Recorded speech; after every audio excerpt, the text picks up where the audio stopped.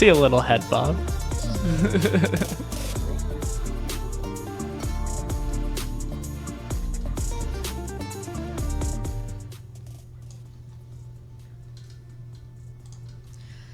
Welcome to episode 8 of the Nexus, everyone, where we talk about anything and everything related to League of Legends. As always, I'm Lisa Dwan, and here in the studio with me is Gabe. Hello, hello. Gabe in Blue Jays attire, opening day, baseball. Big fan. Represent for anyone who's a fan of baseball. And also, we got Ryan, as always, hovering in the back here. But do you guys see, we have a new person in the studio with us. An unfamiliar face. Unfamiliar face. I just cut away from myself, as you said. So we also have Josh Burry joining us today in the podcast, and he will be joining us from now on. Josh, do you want to give your introduction to everyone who's listening?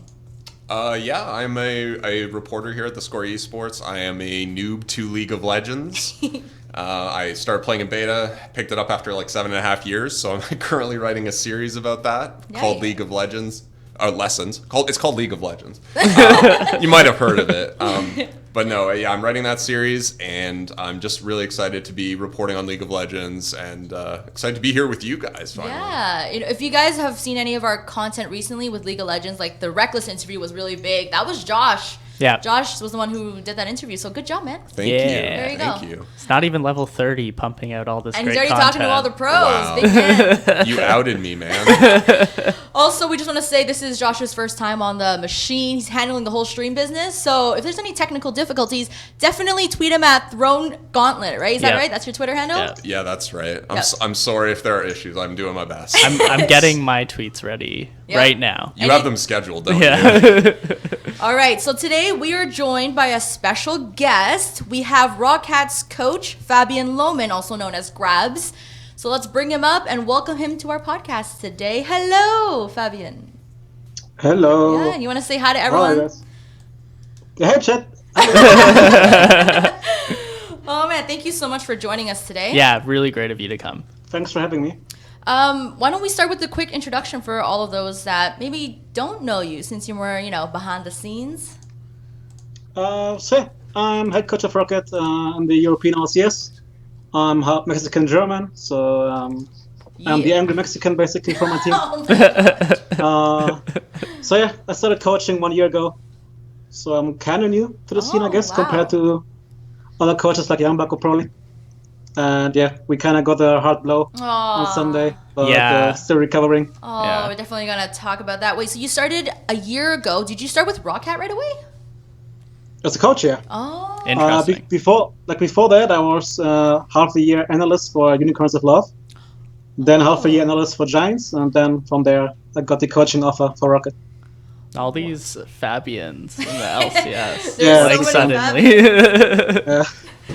Wait, so you did the switch from analyst to coach. What was that transition like for you? It was pretty easy for me because I didn't like the analyst work too much because I'm very direct and very involved. Yeah. And the analyst is kind of the number cruncher guy who's in the background, not being too important, I guess. Oh, no. Analysts are very important. So every time, no, but I mean, like for the team itself, for the players. So I tried a lot to reach the players, but of course the coaches didn't like that too much because they're like, I'm the coach, not you. So yeah, the transition was easy for me. They were scared you were trying to steal their jobs, huh? I guess it felt that way, yeah. Well, now you've been ROCCAT's coach for a year now. Yeah. And ROCCAT went through a change. Was it the split before this one? They had a huge roster change. At the end of spring, yeah. Mm-hmm. So you were there for that whole process. How did you guys go about structuring the new roster for this season? What was the process like for that? So for this season, pretty early we decided that we want to keep Betsy for sure. Then following, we looked for a DK. Jan wanted to play again, and we know him, of course. He is a veteran of the game, very experienced. Also, Maxwell was a hot prospect, and we had Memento after Aerox, and Memento and Maxwell are kind of the same person, kind of player. Similar names. Very talkative, very open, very direct, and also similar playstyle. But at the time, we felt that Maxwell was just a bit better, also because he had a full split experience. So the core of Betsy, Jan, and Maxwell was there pretty early.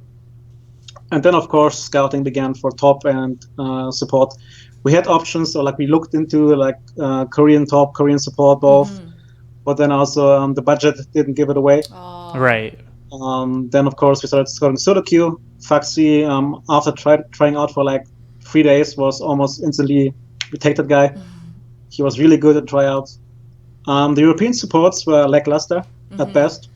And we got a lot of flack for not going with known names like Cashing or Hybrid. Yeah. Oh. I was going to ask about that, actually, why they weren't considered. Oh. They were, and some of them were even tryouts, but they just didn't perform. And Right. I guess they were like, ROCCAT, I don't care, they will take me anyways. But we didn't want that on the team. So then we got a tip from Korean scouts about Vadit. Then apparently he was playing with Imp in solo queue a lot. Imp liked him. Wow. Then we flew him over to Berlin to try out. Because the split before, we had Parang and Race, which was also only scout opinion, but we didn't see them play actually in a team environment. Nope, we're not going to do that again. Yeah, I can see why, for sure. They were not great players. Yeah. And then, we flew Vadit over. He tried out for 3 days, and then everybody on the team was like, yep, we take that guy. Okay. Was that early on to the off season or late into the off season where the decisions kind of were a little more timely or time inefficient? Again, Kiana and Vextor were pretty early in the off season, but Vadit was until late December, so it was kind of crunch it time. close. Crunch time, yeah. Did that factor into the decision at all when the team was just like, let's take this guy, he's the best that we're going to get right now? Or was it, was he still performing admirably in tryouts as well? I wouldn't say so, because, if we were pressured, we would have taken somebody of EU who didn't perform, but we just wanted someone who we can trust and who was eager to play. Right. And came here, spoke really good English, was communicating a lot, had a lot of pressure in lane, was very aggressive. So Hjalan liked that. Because Hjalan didn't want a passive support who just sits behind on farms with him. So, Vadit was pretty always a choice, even without the time factor. He was just a better player. His English is very good as well. And it seems from mic checks and whatnot that he takes up a bit of a shot calling role as well. Is that the case? No. No. Shot calling was more Hell no. Hell no. But he was more like the cheerleader, basically. Every time something goes wrong in the game, he's like, nah, it's fine, guys, we got you. Nice. Don't worry. You need that. You need that. Yeah, for sure. Actually, on that note, I think near the end of the season, his personality definitely came out more. I remember I think one of the games, didn't he dye his hair green? So he seems to be a very unique character. So why don't you tell us more about It was supposed to be blue, but it was supposed to be blue. Oh god. Did you do it? Was that you? No, holy moly, no. I have nothing to do with hair. Betsy's hair already gave me a shock in the beginning, and then Vadit as well. You didn't even know it was happening? What is it with what is it with EU and dyeing their hair? People on Schalke, they dyed their hair blonde, this really aggressive, insane blonde. And now Vadit is, Betsy is. Why do people like dyeing their hair so much in Berlin? Is it just a? I have no idea. I hope it's the last time I see it. Are you gonna catch this bug soon? Is that what's gonna happen? Actually, I had a bet with my team after we were in the beginning of the split. I said when we go to top 4, I will dye my hair, but unfortunately that's not gonna happen. Oh, what color would you have done? You would look good in pink, I think. No, blue. Blue? Nice. So you gotta dark hair, so a dark blue would have been fine. Not too much of a change. Yeah, and that's not the only hair bet I've heard rolling around the EU LCS.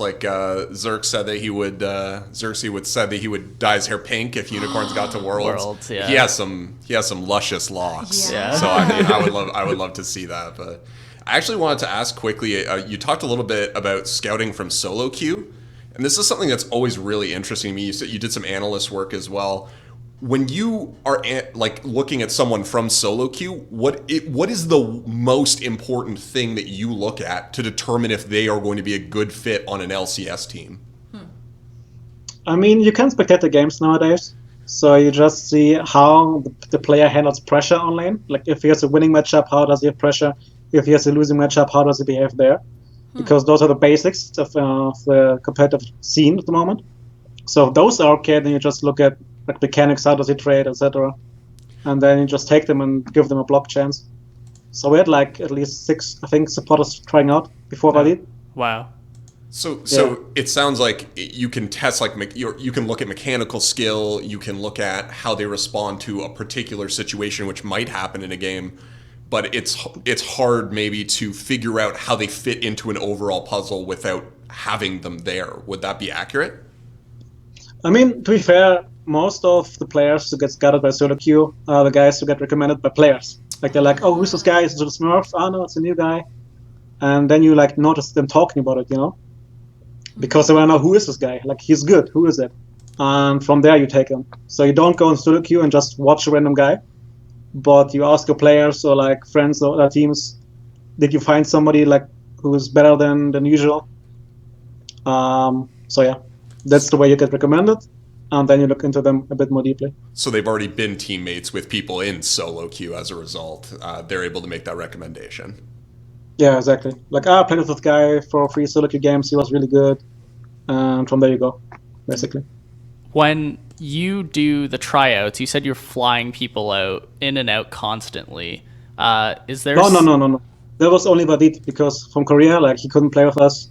But for other people, they just play like EU West, like in their own homes, online, etc. Yeah. Does that have an impact on tryouts as well when people aren't there in person, able to, you know, maybe express qualities that are intangible that you're unable to see, you know, in the digital world, in digital spaces?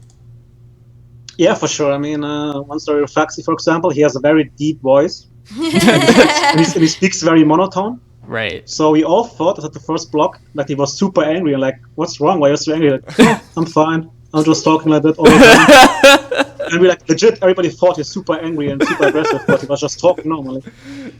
That's really... So yeah, that's something that you can't see, obviously. But also, I mean, if you fly in EU players, you should have flight in. My English is bad right now. Flown in. Everybody. Yeah. But we didn't see that to be necessary. Just so Vadit, so he could play with us, actually. Right. For 3 days he was here. Yeah. That's interesting. You know what? For me, it seems kind of scary to kind of fly someone in from Korea. And obviously, it's a very expensive thing, right? To try out people from other regions, to fly them in. So it kind of, like, once you settle on someone, it's kind of like you're knee-deep in. Like, you can't really back out. Yeah. And we've seen a lot of teams kind of suffer from choosing, I guess, the wrong person, or over time it doesn't match. I guess the team doesn't mesh well. So you see that in like Oregon, for example. Origin, right? Yeah. Origin had a huge, roster issue. Yeah. I guess they didn't mesh. I know Fnatic too. Yeah. They didn't really mesh that well. Yeah. So like from an org's perspective, what happens? What do you do when someone that you've invested so much in doesn't really pay off? I mean, we had that kind of spring split before. And especially with Koreans, it's really hard to then say, okay, we replace it in the middle of the split, because that just shows that you're very panicked in a sense. Yeah. Like you get a Korean guy, then you kick him, it's like, okay, what is this organization doing right now? So yeah, that's the mistake we did in spring. Of course, we scouted them, but we trusted a bit too much in the opinion of Korean scouts, which of course in a Korean environment, they play differently than in Europe. Yeah. So one big selling point for Vadit was actually that his English was good enough. Like we talked in English before he came here. So I knew, okay, I can actually converse with him and ask him about like how was his day, what did he eat, what football teams does he like, etc. Like it's very important for me that the player is not only able to talk about league, let's say make Baron calls or call out something wording wise, but also be able to converse out of the game about real life. So he can bond. Like Paran, for example, he wasn't comfortable talking English, so he didn't bond with the team. He was like kind of outside, and it was really hard to get him in. So yeah, that's something we looked out for. On that note, there was a huge debate in EU recently about whether it's better to have an all-Western team, right? You stole my question. Oh, did I? We're on the same wavelength then. You're doing a great job with it. Just continue. Thank you, Josh. Yes, Thanks. no problem. So yeah, there was a huge debate whether a whole Western team is better than, importing Koreans. So what's your stance on that debate? I can see where they come from. But just for me, the cultural difference is the kicker, because you have no information about the EU players, no information about the Korean players in terms of personality. So the conflicts, right? They can be good players, but you don't know how they react. And the Korean culture basically is a bit more try-hard league, because I think in Korea it's either you're number one or you're nobody.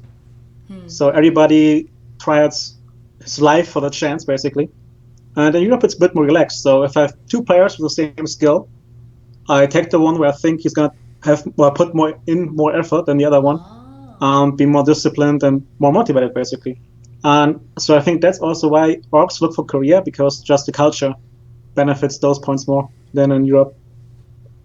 That's interesting. So does that mean that all Western rosters would struggle to find international success because they're too lackadaisical, they're too relaxed, they don't try hard enough? Yeah, I mean, scrims are horrible in the EU. Scrims are really dog shit, if I can say it. Why? I mean, I can't talk for the top teams, because when you go 0-7, the top teams don't scrim you. Obviously. What if you go like 5-7? Yeah, I mean, we had good scrims booked for this week, but yeah, we don't need them anymore. Unfortunately. Oh no! Sucks a bit. Jeez. No, but yeah, the thing is, as I said, the players are a bit more relaxed. That also means their attitude, it's only a scrim, who cares? Like, I can troll a bit, I can test my limits, as I say. That means they make stupid trades, they just chase and die. And in their mind, it's fine, but they don't seem to realize that scrims are very important. Where did that mentality come from? I don't understand where it came from. I don't know, it's just that the players in Europe are, okay, of course not everybody, right? Like, every team has some and some. Yeah. Are professionals, like, they're just kids trying to play the game, and they don't care, they don't see it as a job.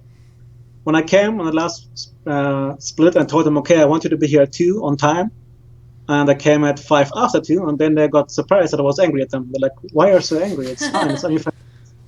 Like, dude, it's a job. If your boss tells you to come at 2, you come at 5 before 2, usually. Yeah.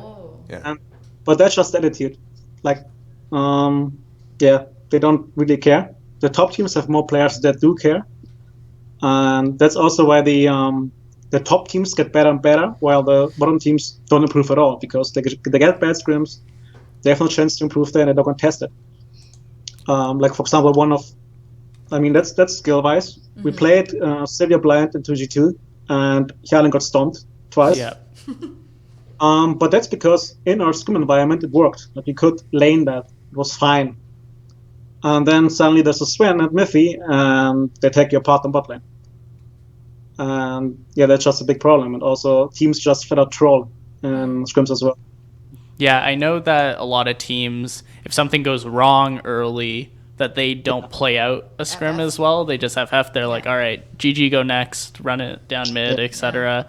Do you think that also contributes to like a lack of confidence or a lack of or a relaxed environment for teams, because they only perform when they're doing well, as opposed to trying to, perform in instances where their back's against the wall? I mean, we see top teams able to stall out games and able to perform when their back's against the wall all the time. That's like the mantra and moniker of SKT and how they play their, 10k gold down or 10 kills down, and they look like they're winning the game. So is that something that also contributes to kind of a lack of success or a lack of confidence in Europe and the West? Yeah, of course. I mean, I guess the average scrim time of a game is 50 minutes. After that, 15? 15? Yeah. Like, most games are over after 10 minutes because the teams are capped for next. That's insane. No way. That's actually horrid.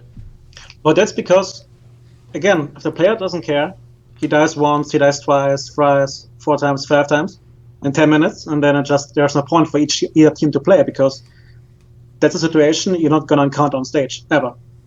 So, of course, you play it out if you're like 1k behind, 2k behind, but it's sometimes even more so early in the game.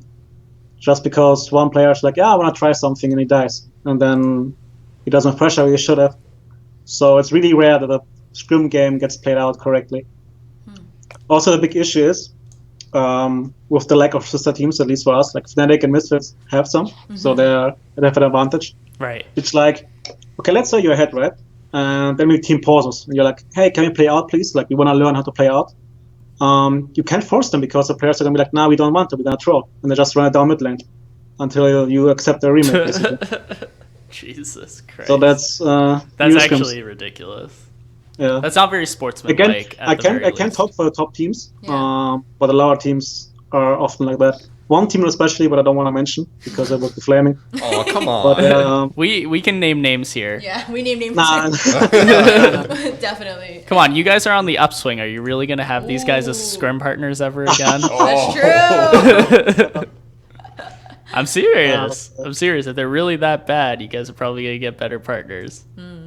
I mean, no, that team, for example, we scrimmed them in the last week, and they throwed so hard in the first game that you just like, okay, we cancel the whole block. There's no point scrimming you guys. Damn.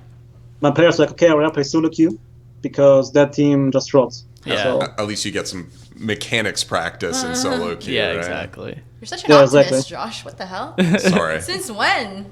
Josh is practicing his own mechanics Yes. on his ascent to level 30. My very limited mechanics. But I actually wanted to ask kind of a follow-up to what I had asked earlier about judging solo queue performance. Like, once you actually have these players, you know they're mechanically gifted, and you might know that other players respect them or really think that they're a potentially really great addition to this team.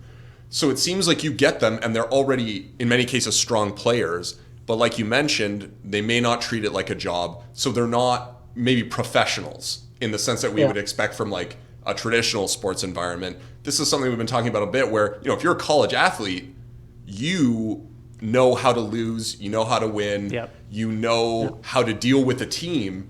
And so in your role as coach, did you ever expect to have to do as much professionalizing of players as you may have done during your time with ROCCAT?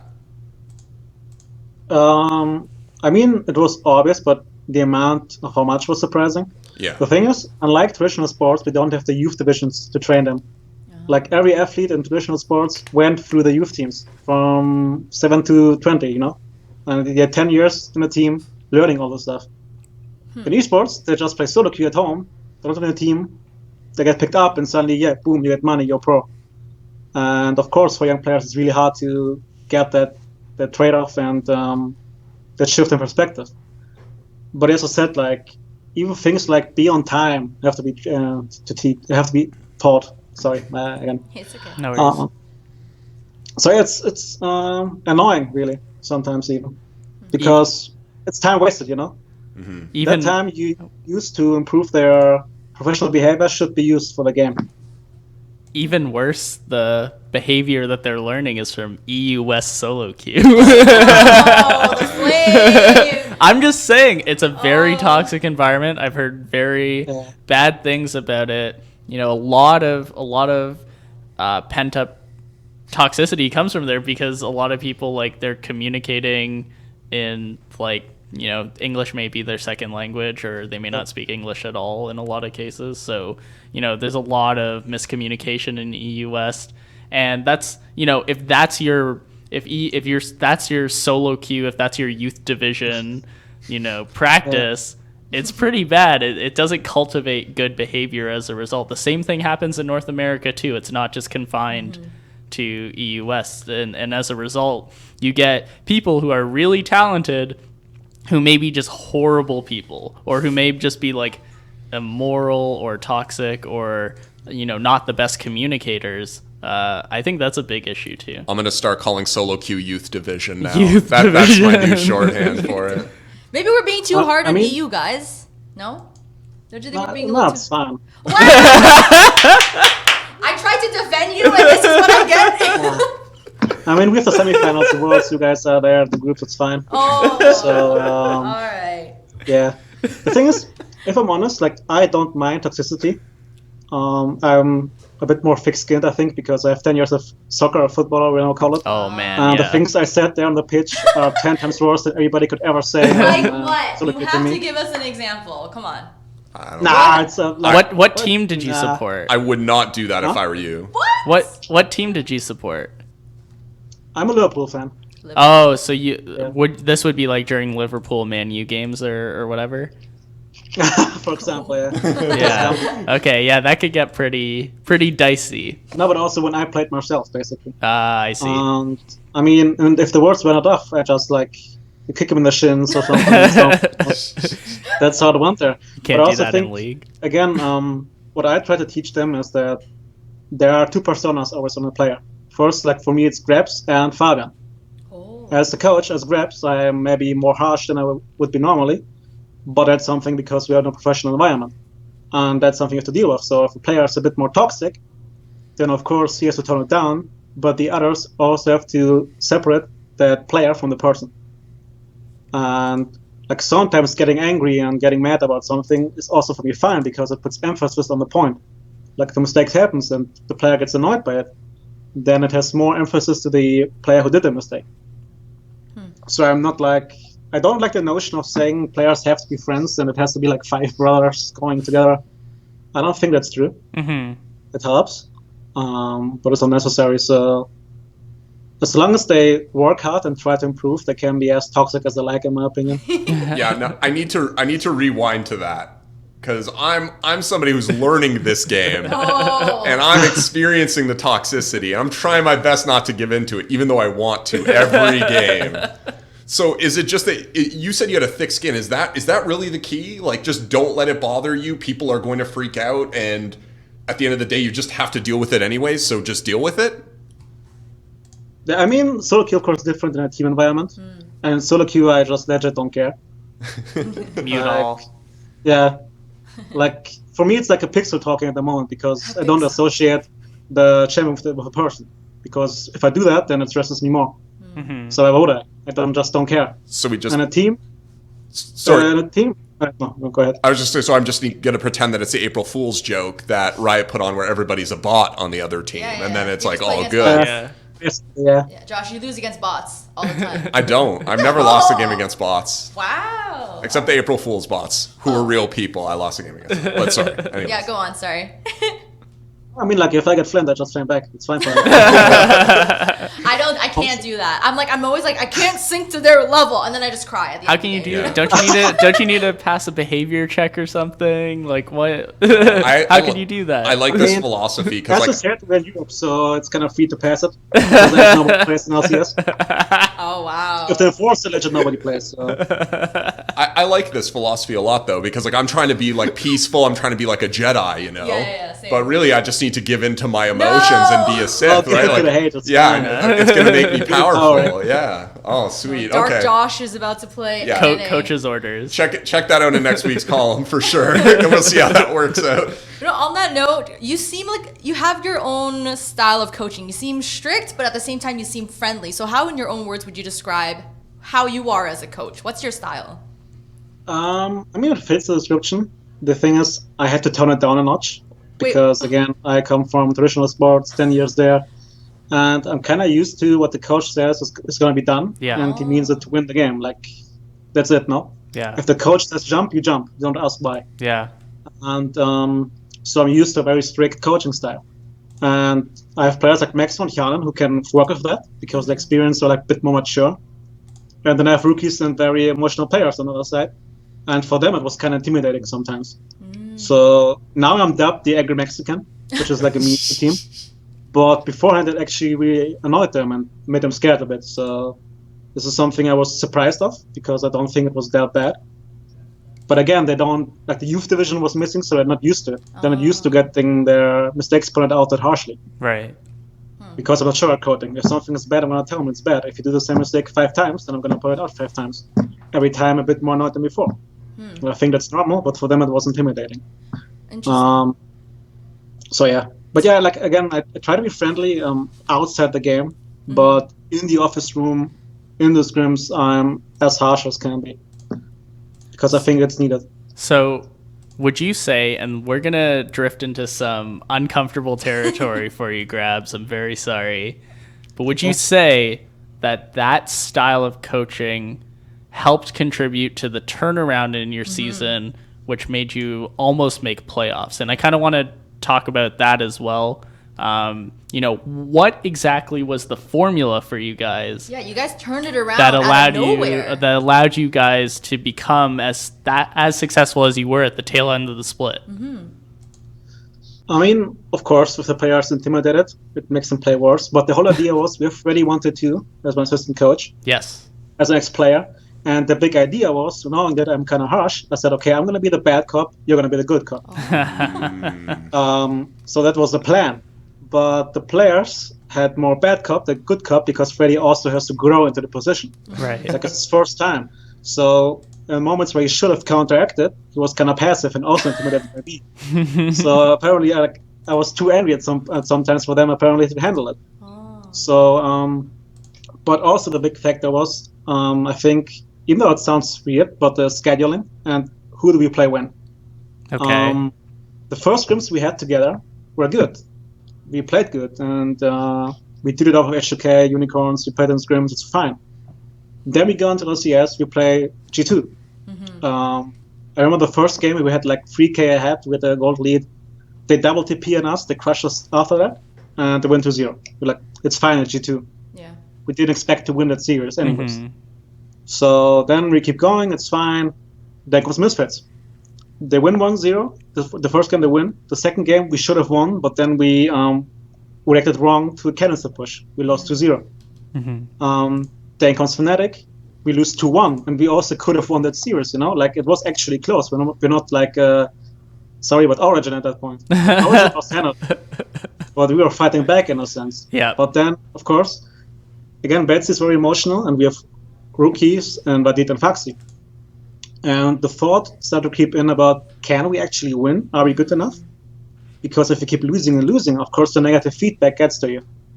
And also, in the uprise, if you look at the schedule, we had Origin, Vitality, Giants, Fnatic, Misfits, G2 in that order. That means every team was just a little bit better than the team before. Interesting. So the confidence we got from the game before also helped us grow in there. Because I'm pretty sure if you play Origin and then get smacked by G2 the next time, we will lose against Giants and Fnatic as well. So you guys had was unlucky in the beginning and lucky in the middle. You guys had like a little RPG adventure going on with your schedule then, right? Like slowly leveling up, like beating a boss instead of a Dark Souls experience, like. Because if you think back, the series against Origin was utter garbage. It was really bad in Legends. Oh, it was amazing. It was amazing. It was horrible. I remember staying late to finish watching that because. Oh my God. Sorry. It's okay. You Apology accepted. Yeah. But the funny thing is, like, we were 0-7. We are backstage waiting for Vitality Giants to finish. And we're like, please, Vitality win, no? So Giants goes up 1-0, is winning the game, and then the remake happens. Oh, yeah. And then Fax is backstage like, it's a sign of God! After that, we just won, so maybe there's something to it, I don't know. So it's... No, but yeah, again, we know where we are. We know, in the end, if you go 0-7, you don't deserve playoffs. So that's it. We have nobody else but us to blame for it, because we had a horrible start. Right. So, but also again, like, let's say we play at G2 and then Giants, we win against Giants because we had more confidence. The season's different. So in a sense, we had bad luck in the beginning with the scheduling. We lost the confidence. And then after Origin, we were lucky that the teams were not as good that they could put us down again. Well, you said that you feel like you guys don't deserve it because you guys had a bad start. But I remember in this past weekend, the series where I think Fnatic was playing for their playoff spot. Yep. The camera, the EU LCS broadcast, they showed you behind the stage watching. And you looked so hopeful. So can you take us through what you were thinking at that moment? The thing is, of course, after Fnatic, like, there was still the chance to go playoffs because we beat them. But now, whatever, like, we don't go relegation, that's what we want. Like, we need to beat Misfits and G2. That's kind of hard, no? And we're like, yeah, let's be realistic here. It's probably not going to happen. Then we beat Misfits 2-0. And we're like, not bad, no? No, not at all. And we just see the mountain of G2 coming at us, unbeaten for 30 months in EU. Never lost a series in a time frame. And we're like, okay, guys, let's go in the series. It's a cherry on top of the cake because we already won. We have 5-0 win streak. We have secured a spot. This is like an extra. Have fun. And then we ended up beating G2, and we're like, holy shit, nobody expected that. And on paper, Misfits was better than Fnatic at that point. Also, everybody thought. Yeah. I thought actually Misfits was the easiest series of our second round robin. So I was kind of pessimistic still. But I thought it's fine. Fnatic has only one comp to play. They showed it twice against G2 and Giants. Yeah. They're surely gonna ban out or have an idea against it. And they didn't. They let it through, actually. Yeah. The Kennen AD every time. I mean, in the first game, they have shown that idea because they had Varus Zyra. That means Kennen can never engage. Yeah. Then Varus got banned. He still got Kennen in the second game, which was fine. In the third game, they just gave them Shen, Lee, Kennen, and whatever they wanted. So yeah. That was heartbreaking to see because we had no hope at all being LCS. Then we get hope to stay. Yeah. And we see players looming in the distance. And you're like, nah, it's not going to happen. And get closer and closer and closer. And then you think you actually are there and you deserved it. Nah. Then comes Fnatic and smacks you in the head. Do you think you were talking a lot about confidence previously? Obviously, the players and yourself are very distraught after what happened. Are you going to try and brush that off for the summer split and try and take the lessons of the successful part of spring split into summer? How does that work for you? Because kind of your most recent, the most recent thing that's affected your team's confidence has obviously been having playoffs dangled in front of you and then having it taken away at the last minute. No, I mean, surprisingly, my team has a good moral and working attitude in that sense. We all knew, okay, we went 0-7. It's just not deserved. And what system in the world can you go 0-7 and still go playoffs? So, yes, it was close. We would have liked to be there, and I think we could have beaten H2K as well and gone to semifinals. Wow, yeah. But it didn't happen because of our early season. So we didn't work hard enough. We didn't play good enough. So nobody was looking for excuses. We all know, okay, it's on ourselves. And so it's fine. Nobody is... Of course, we're disappointed, but we're not sad, if it makes sense. Because that's a deserved outcome. Fnatic played better as well. They improved as well. They had overall a better season. So they are playoffs, not us. And we just take that, keep working hard, and then we make sure we deserve the playoff spot in summer. Well, that's good that you guys are keeping a more positive outlook. Well, I think now you guys have your off season. So what is everyone doing? I mean, they're going home. Everyone's going home. Yeah. We're probably going to have 1 month off and then start scrimming again. Oh, wow. Wow. What Yeah, is the plan to retain the roster as it stands as well? Is there any additions planned at all? I mean, we have to see because, in soccer, we would be something we call a selling club. Right. Because, of course, our teams have more money, have more resources. So if they want a player, it can be really hard for us to keep that player. Of course, we look to retain the roster, but we always have to be ready that somebody comes and tries to poach somebody, Right. especially when the playoffs are over. But that's something you just have to deal with in esports. Seaback got poached, not poached, he got transferred away. Poaching is always so negative, so I'm not salty about that. But that's just something you have to deal with, and that's the world we live in. But yeah, hopefully keep the roster. Well, that's good to hear. And with EU LCS playoffs coming out, we want to get your predictions, of course. So that way, if you're wrong, we can blame you. So I think Josh just messed up as well on the video, but that's okay, Josh. That's I got cool. my tweet ready. We can still Before talk. we start, We're back. Yeah, okay. every time I cast for the German stream or something, I am horrible with predictions. I am always right. wrong. Well, you're not on the German stream, friend. Yeah, you're on you're the on this Nexus. stream. You're on the. Let's We're hope the all luck turns English around. here. I can do a little bit of French and Hungarian, but otherwise we're good on All right. English. Upswing. Everyone's going to have to go around with the predictions. Why don't we start with you, Grabbz? Who do you think will be this season's winners? G2 wins 3-1 against Unicorns in the Whoa. finals. Wow. Very decisive. Actually 3-1, not 3-2. 3-1. 3-1. 3-1. Wow. Is G2 really that good? Why does everyone give them... I mean, don't they just beat everybody? Not in the US? ROCCAT? Not Well, ROCCAT. that's true. That's true. But I mean, also, That's true. again, we are realistic enough to see if we play them 10 times, we would have lost at least 8 times for sure. So I'm not going to say that we're complacent, but I mean, if you're G2, you always go into the game thinking you won. Right. So they are for sure the best team in Europe by far. All right. And Unicorns, I mean, I'd say 3-1, but I still think it's going to be close because just G2 has shown trouble to close out games. Yep. And Unicorns is extremely good at team fighting. So I think like G2 is going to have a lead for 5k, and then Unicorns is going to fight back. So it's going to be a bloodbath. But yeah, I think G2 is going to take it. All right. Josh, our League of Legends expert now, our reporter, who do you think is going to take the EU LCS? Well, I'm a reporter, not an analyst, but thank you. And it's hard to bet against G2, but if I'm being honest with myself, I might be a secret member of the Love Hurts really? club. Yeah, I didn't know that. I don't know. I think it's such an Xerxes' interesting hair. team. Will you? It's not his hair. Will you dye your hair pink if wanna they go put to your hair on the Worlds? line He has for to this, know. Josh? He has to know. Yes. If they make MSI, will you dye your hair pink? Yeah, I'll do it. I'll do it. I want Unicorns of Love to win. Like that. Oh my god, everyone, it's already public, Josh. I hope your wife loves you even with pink hair. I mean, thankfully, it's not going to inhibit my ability to do my job. So yeah, no, I'll do it. No, I love the story of this team. Yeah. So I'm cheering more for a storyline than I am a team. Right. I think G2 is still a big mountain to climb Yeah. for Unicorns for sure. From what I've seen, like I said, I'm not an analyst. So we got one for G2, one for Unicorns. Gabe?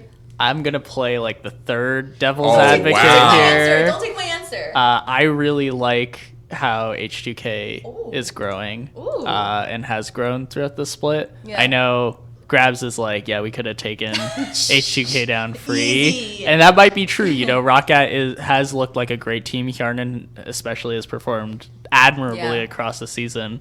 But, you know, I think Jankos has grown to be more than just, you know, that first blood king. I think he's actually played the control jungle game really well the split. Odo Omne has started growing as well and started like coming back to form. And I think their bot lane is super underrated. I think their bot lane's really good. And so I could see them doing some serious damage. I would not be surprised if Prawley has a plan for H2 or for G2, sorry. Yeah. And that H2K could pull it off. That's my personal opinion. I can see that happening. All right. Well, you know what's really interesting? I'm kind of personally voting for Misfits. So I think we all have we all have different predictions here. I think, well, obviously G2 very likely to win, Yes, but I hope maybe to yes. see Misfits in the finals as well and cheering for them. So I'm not Are gonna. you That's all. are you a Hansama fan?